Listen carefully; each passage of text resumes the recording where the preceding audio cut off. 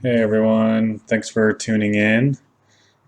As you can see here on the screen, I'm a very big fan of the Lexus GX 470. Here I've got all four of my vehicles. I do own more of them, but they're not parked here with me today. So what we're going to do is we're going to work on a front CV axle. I've got a clunk that's happening. We're going to do it on the red car here. It's this car here. It's going to be the passenger front. And yeah, I like this car. It's definitely a good looking car, but there's been a clunk in the front end when you put it into drive from park. So let's get right into it. Here we can see that tire has quite a bit of play in it. It's got nearly a quarter turn of play. As we zoom in here, you can see that the axle is able to turn inside that inner joint. And that's where the clunk is coming from. So we'll get in there and I'll show you exactly how to replace it.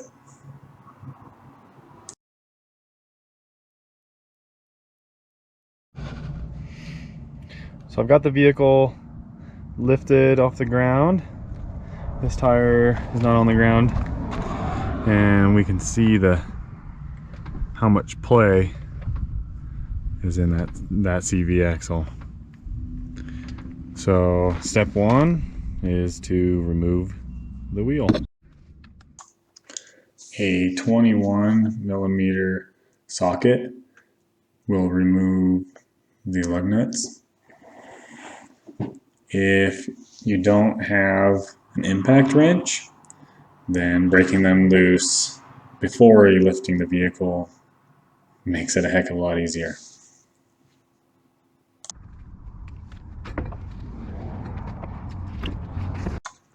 This vehicle is equipped with an aftermarket lift kit done by Icon.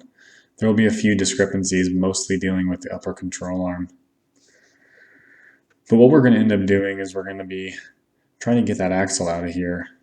And the pieces that we're going to be working with is this here clip from the ABS. I'll show you how to remove that in time. On the other side here, we have the brake caliper. That's going to be removed as well. And the two bolts can be found here on the back side. They are both 17mm. But I'll show you how to do that here shortly, so follow along. So the technique that I use to get behind this little plate is I start with a small screwdriver and I put it in here like so, and then I tap it with a hammer. Do want to be careful. If it's your favorite screwdriver, you can break the tip off of, so an old one with rounded edges are usually a little better. Once it starts to pull apart, something a little fatter, I happen to have this chisel here. It starts to get behind there a little easier once a screwdriver gets it started. Removal of this dust cover can be a little bit of a bear. There's not much of a good strategy that I've ever found. Persistence and creative angles with a screwdriver tends to work. So I'll fast forward the clip here. As you can see, I fiddle with it for a minute or two. And eventually I get it. So keep at it, you'll get there.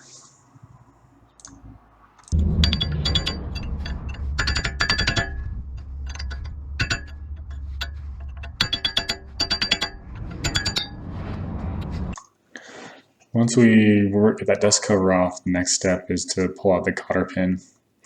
Simple pair of pliers. Here I'm using a pair of needle nose. And you just bend it as straight as you can and pull it out from the back side.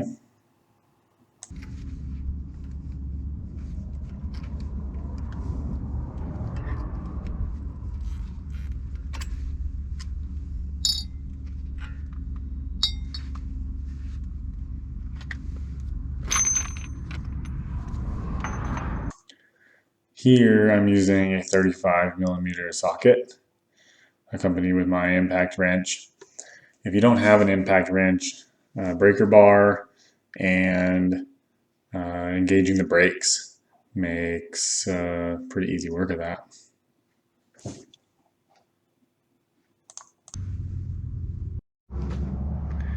The next step we do is remove the brake caliper. There are 2 bolts on the back side, and I also like to remove this little bracket here to allow for the hose to be more flexible, so I can set it out of the way a little better. There's a couple strategies to hanging the caliper. We want to be very careful with our brake lines. We do not want to do any damage to those, so we want to make sure they're not hanging. The caliper's not hanging from our brake lines. That can cause damage. So some people like to hang it with a wire or a bungee cord or something. I like to use a bucket. I find it to be really much more simple.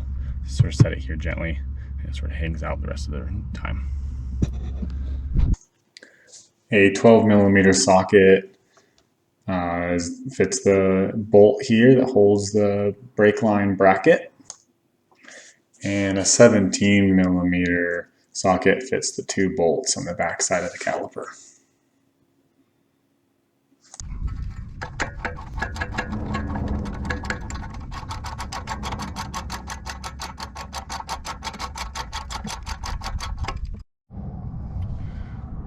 One other thing we want to do before we remove the caliper altogether is we want to disconnect the ABS line.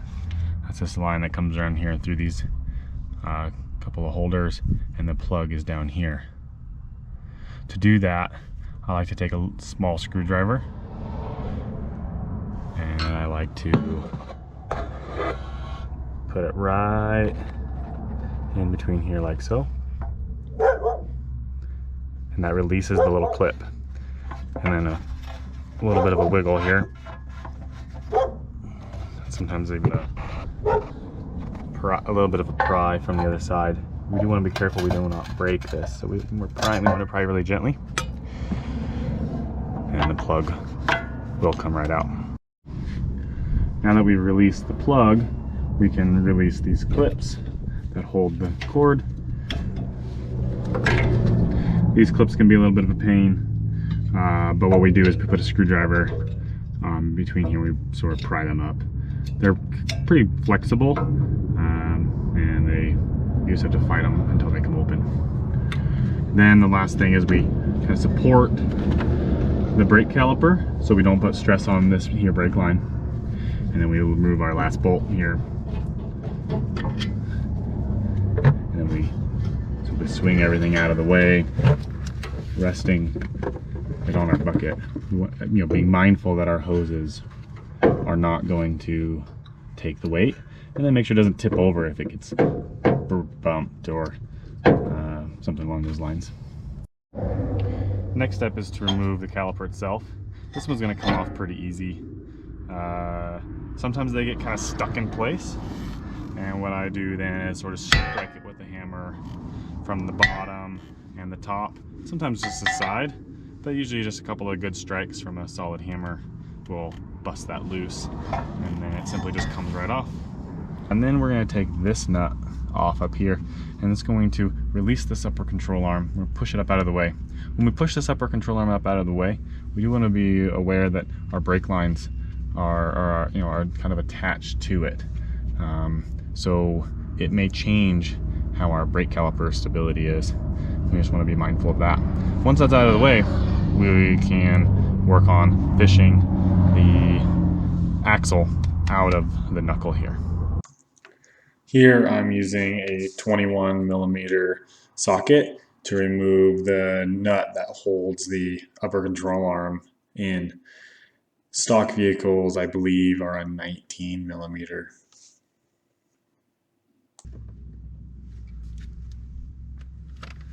This joint here is a bit of a ball joint configuration.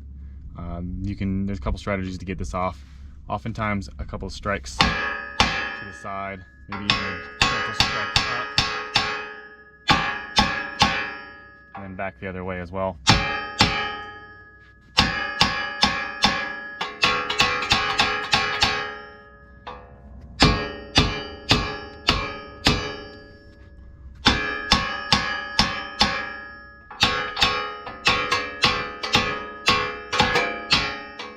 we'll release that there.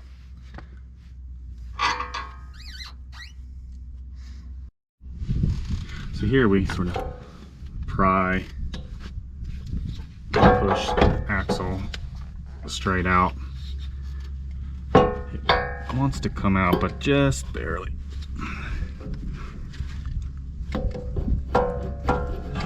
There it goes. And now we're free of the housing, or excuse me, we're free of the knuckle here. Before we remove the old CV axle out of the differential here, I do want to prepare the new CV axle for installment. The process usually goes pretty quickly, but occasionally, depending on which angle you have the vehicle lifted at, we can drain a little bit of fluid may drain out of the differential. I've prepared a rag to sort of catch any of that fluid so it doesn't get all over my carpet here. But I'll just kind of quickly pull the old axle and just quickly put the new one in to limit as much of that fluid loss as I can. And then when I'm finished, I do want to check that fluid level, make sure that it's up to the proper fill level. There's a couple of strategies to get these CV axles out. Occasionally we can get lucky by simply just pulling. And this one just came right apart. And that is a pretty ugly looking CV axle. So we're gonna have to go to plan B. So now, from looking underneath, this is the thing we're trying to get out. Occasionally you can take a pry bar and fish it right inside here and pry against that.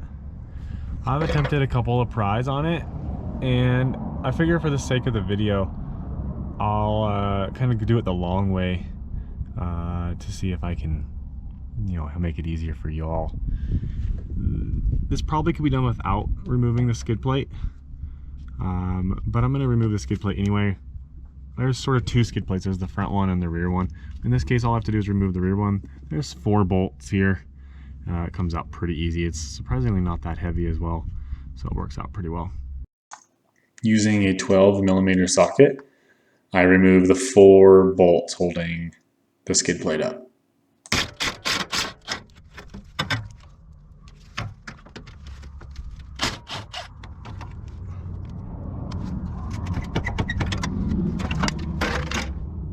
Alright, so what I've done is there's a little flange that is between the actual axle, and it's a little light. So I got a little screwdriver and I sort of bent it a little bit to allow for a larger pry bar. Still not really big, but just something that I can get a little more leverage, a little more surface area, so I'm less likely to damage the differential housing itself. So I'm going to stick that up in here like so. I'm going to get it in there well. I'm going to give it a little bit of a pry. I'm going to go kind of gentle, make sure I don't break anything in there. Look, it just released just like so. Now once it's in that position, I'm going to switch over and get prepared to remove it all the way and install the new one.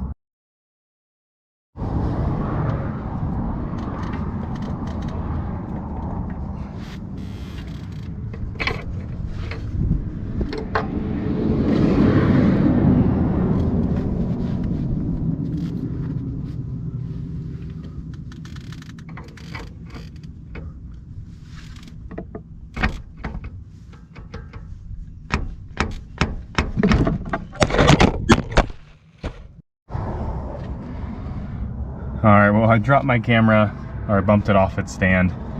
But to get the CV axle in, you want to support the joints and slide it in as far as it'll go, and then you give it a little bit of rotation. And oftentimes you'll feel the splines line up. And once they line up, you sort of work within that and give it a good shove. doesn't require much effort or much force. It's just a good shove right in the right direction. So sometimes it takes a few tries, wiggling back and forth, kind of lining up the splines, making sure that you're square horizontally as well. It'll slide right on in. So now that we have the axle actually in the differential, we simply reverse the steps that we did to get it out. So we start by installing the axle into the hub here.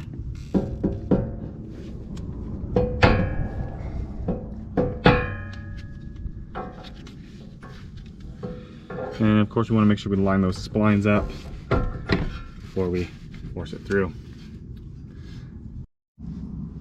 Once the axle comes through the hub here, I'll simply just thread on this nut just to encourage it to stay in there. It's not going to come out on its own, but just make sure that everything stays lined up. Once those splines are in, I just want to make sure they stay in. Then we put the upper control arm in.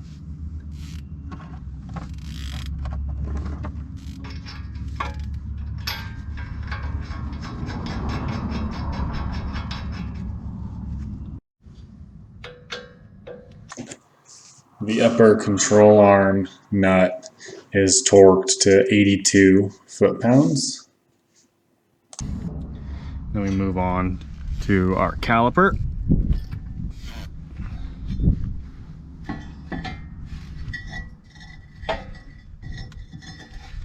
And with the caliper, oftentimes what I'll do is, because what I'm trying to do here is I want to put the brake back on and engage the brake so I can torque down this nut.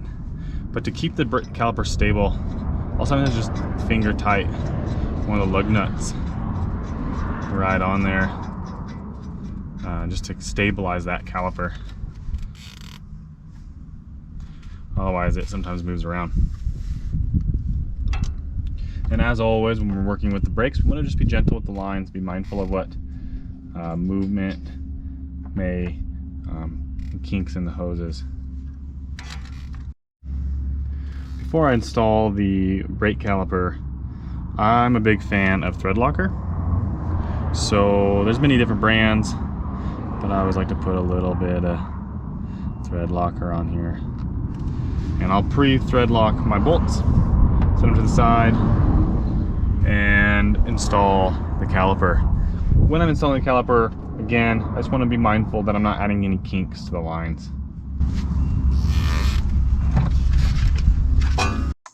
Factory recommended torque specs for front brake calipers is 91 foot-pounds.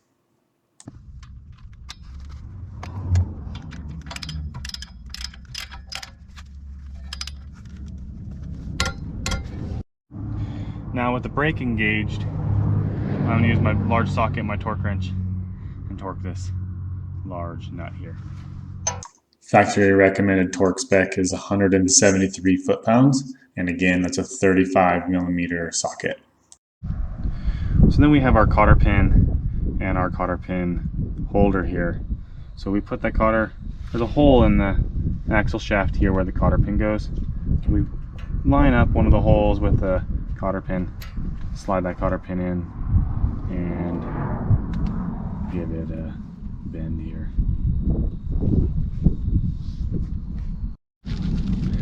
The kit does come with a brand new cotter pin and cotter pin holder, but I found the existing one to be in fine shape to reuse. I'll just save this cotter pin and reuse it on some other project.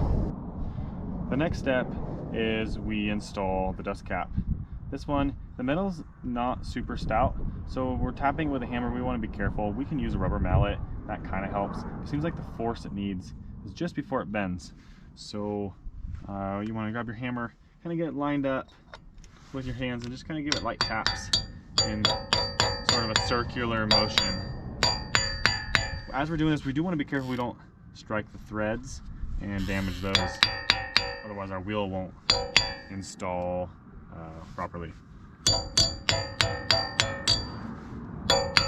Alright, so now that the dust cup is on, we have just a couple more things we won't need to do.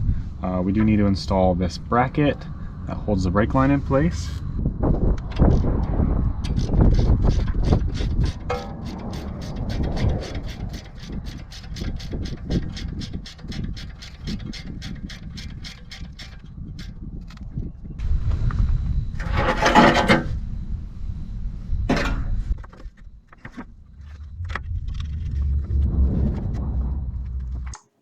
Installing the skid plate is a relatively simple process. It does require a little bit of a balancing act to hold the skid plate up and install the 12mm bolts. When I removed this skid plate, it was missing a bolt and it had a little bend.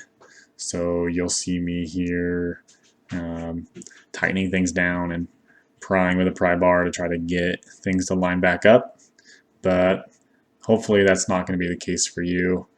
Hopefully your skid plate is in better shape than mine.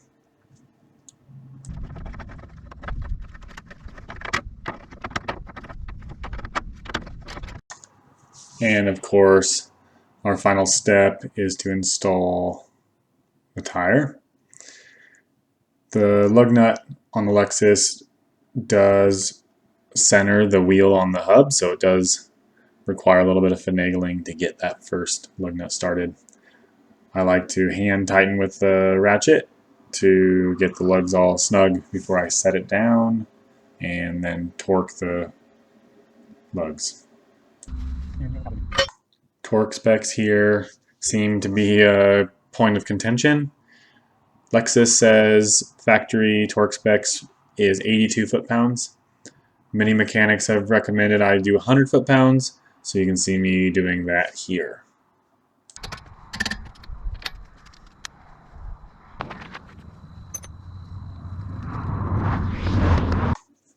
Well, thanks for watching, everyone. Hopefully this video has made switching out front CV axle on a 2003 to 2009 Lexus GX 470 much easier. I'm just going to clean up my tools here and move along with my day. Do keep in mind that because we pushed those brake pads open just a little bit, the first couple of times you press on the brake pedal, it'll be a little squishy. So it's always a good idea to start the engine, push the brake pedal a couple of times. You'll feel the brakes go normal, and then you're free to drive on as normal. So again, thanks for watching. Hopefully I helped, and happy trails.